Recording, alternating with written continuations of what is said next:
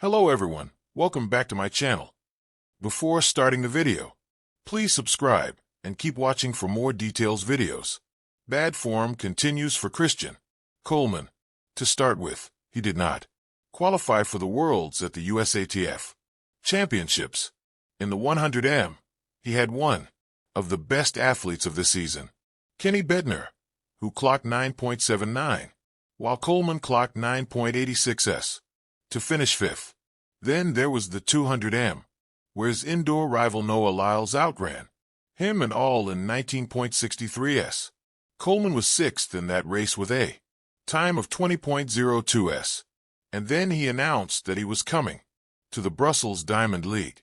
Now the good thing here for Coleman was that nobody else showed. No Kenny, no Courtney Lindsay or Tamar's Macklem to outrun him. Yet a European stood in his way. Christian Coleman was lined up alongside Alexander Ando, Udon, Muse Rich, his countryman Joseph Fombula, Robert Gregory, and Kyrie King in the 200m event today at the Brussels Diamond League. Not big names yet, none to be taken lightly. The 60-meter world record holder was a bullet out of the gun when the bang echoed in the stadium, and he was quick on the curve as well. For a moment, fans might have thought that this was it, but then he started to fade in the final few meters as the Europeans ran past. Alexander Ando of the Dominican Republic won the men's 200-meter today, clocking 20.16s, minus 0.3 on the clock. The only American to make the podium was Robert Gregory, finishing second with 20.19s, while Yuta from Nigeria claimed third in 20.29s.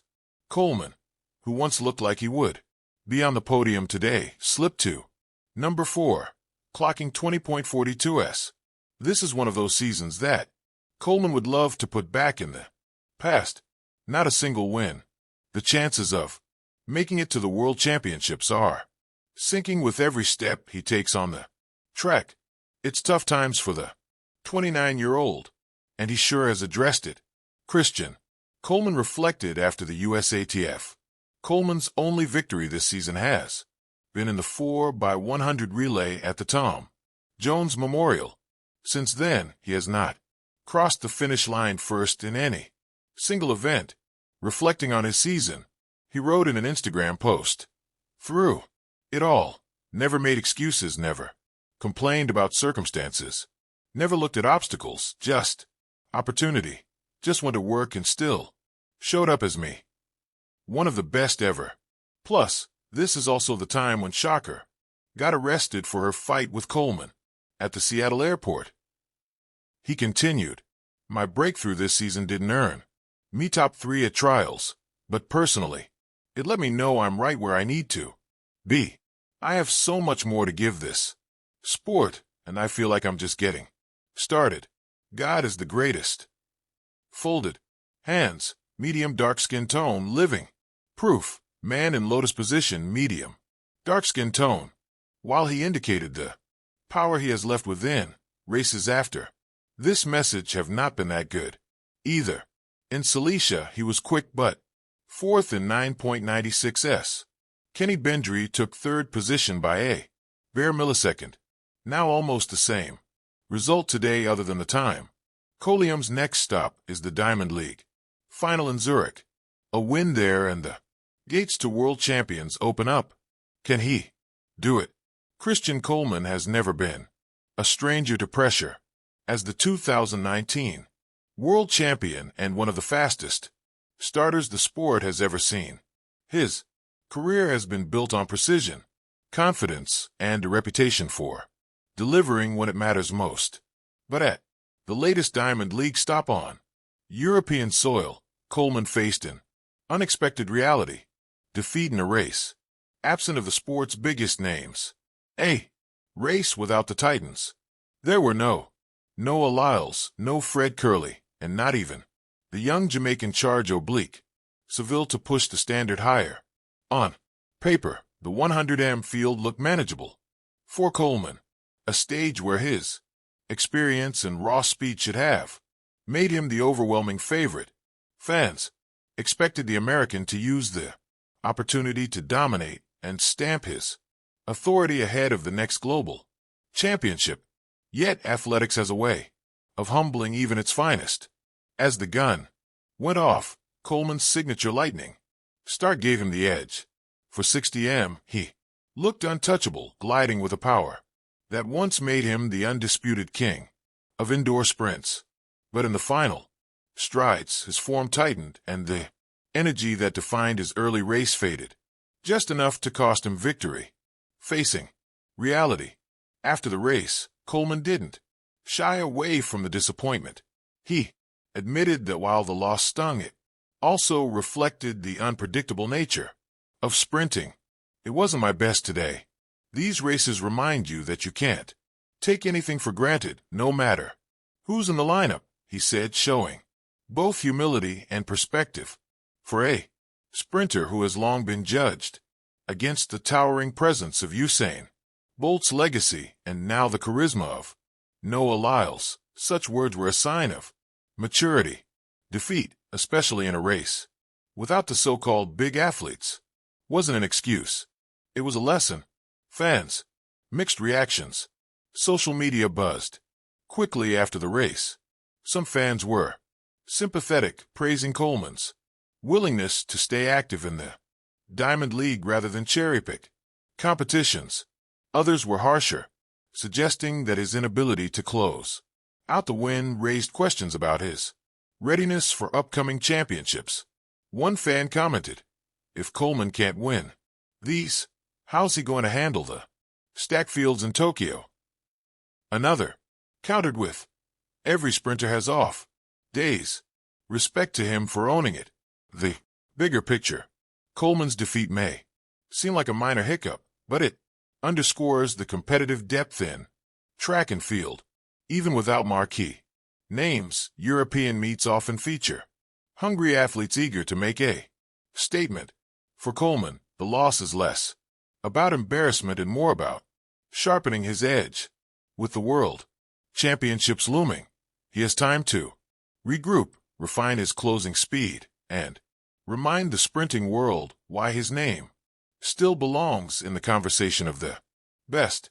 Defeat may have found him in Europe, but in Coleman's mind, redemption is only a start gun away. Thank you for watching. Please don't forget to hit the subscribe button, like, and share. Till next time, Videolytics. Tools. Christian Coleman's European setback. What really happened? The Brussels Diamond League, a race of unexpected turns. In August 2025, at the Brussels Diamond League, Christian Coleman was expected to shine, facing a field without major American rivals like Kenny Bednarek or Noah Lyles. His path seemed clear. Yet, in a stunning twist, he was beaten, not by a marquee name, but by Alexander Agando, the Dominican sprinter, who won the 200m in 20.16s. Robert Gregory, USA, took second, 20.19s. And Udidion Musareik, Nigeria, third, 20.29s.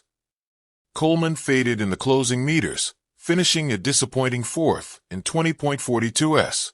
Essentially sports. Despite the absence of top-tier rivals, Coleman couldn't convert the opportunity. His fading pace raised questions about his form and consistency.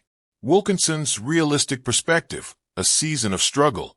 Coleman's 2025 season has been marred by inconsistency and missed podiums. He failed to qualify for the World Championships at the USATF trials, posting a 100m time of 9.86s for fifth place, and finishing sixth in the 200m, 20.02s, beaten by Lyles at 19.63s. Essentially sports. At Brussels, the absence of stars might have seemed promising, but the result was a harsh reminder. Even the field's second-tier sprinters now eclipse him. A track coach bluntly noted after his earlier Diamond League race in Shaman that Coleman, though entering without top rivals, finished fourth, 10.18s, far behind South African Akani Simbine, 9.99s. The coach warned that a defending champion shouldn't fall so far behind and hinted that psychological factors might be impacting his confidence and execution. Chase athletics. The emotional toll. and the response. Coleman's reflections post-race have that mix of resilience and realism. Through it all, never made excuses. Never complained about circumstances. Never looked at obstacles, just opportunity. I feel like I'm right where I need to be. I have so much more to give the sport. I'm living proof. Essentially sports. These words convey a mindset of determination in the face of adversity. Still, they echo the uncertainty of a season where his only win came via a 4x100 relay, not in an individual event. A glimpse of the past, the champion imploded. It's worth remembering how dominant Coleman once was. At the Diamond League final in Eugene 2023, he beat reigning world champ Noah Lyles in the 100m, clocking 9.83s to Lyles' 9.85s, earning a Diamond League trophy. Olympics. Flash score. Back in 2018, he electrified Brussels with a breathtaking 9.79s, the fastest time of the season and among the fastest ever, putting him 7th all-time. Track and field news. Wikipedia. These performances remind us, Coleman once executed with terrorizing precision, mental strength, and peak physical form. But now, the difference can be as subtle as the final glide, or a fraction lost in the drive phase. The broad view. Are we seeing a stumble or a slide? Physical or psychological? A faster track or slowness? Coach Rob's analysis of Shaman framed it starkly. If you don't get that early lead, he fades. That's not the same guy. Chase athletics. Over time, even sprinters lose some edge. Explosiveness fades, reaction time slacks, or endurance in the final meters doesn't hold. But without more injury reports, it's hard to point to a physical cause. Instead, the psychological aspect looms large. Once dominant, now pressure and expectations may be eroding Coleman's mental sharpness. Tactical misstep or training plateau.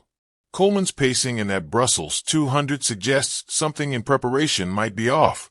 Maybe his late race strength isn't there. Or perhaps his training has skewed toward shorter bursts, leaving him vulnerable at the end of a 200. The field has risen, and so must he. The sprint world doesn't wait. Agando, Gregory, Amuserite, they're not household names yet, but their performances speak volumes. Sprinting talent is global and deepening. Coleman's challenge is not just reclaiming form, it's doing so in a denser field, where the margin for error is razor-thin. The road ahead. Can Coleman reclaim his throne? Despite the disruptions, Coleman still has time. History reminds us that champions can rebound. Justin Gatlin won world titles in his 30s. Linford Christie claimed Olympic gold at 32. But with an eye toward the world championships in future seasons, Coleman's task is clear. Rebuild confidence, perhaps by targeting strong starts and shorter races, where he still has explosive edge. Refocus training on late race endurance, ensuring the final 20 meters don't approach collapse. Sharpen mental resilience, cultivating belief amid external doubts. Adapt competitively. Push to come through relay legs, alternate formats, or tune up races to regain competitive rhythm. If he can do this, a turnaround isn't just possible, it's still within reach. Final thoughts. Christian Coleman's defeat on European soil, especially in Brussels, wasn't just a loss. It was a moment that speaks to the sport's unforgiving nature. It reminds us that athletic dominance is built race by race, not secured by legacy. At his peak, Coleman had all the tools: mind, body, and timing. Now, the tests are starker, the opponent sharper, and the margins thinner. But whether this proves a stumble or the beginning of a decline depends on one factor: his response. If he retools, refocuses, and races with renewed clarity, we may yet see him reclaim that signature explosiveness that once terrorized fields. Sprinting isn't over for Christian Coleman, it's at a crossroads. Word count, approximate 1,350 words, concise, engaging, and ready for adaptation to any format or deeper edit.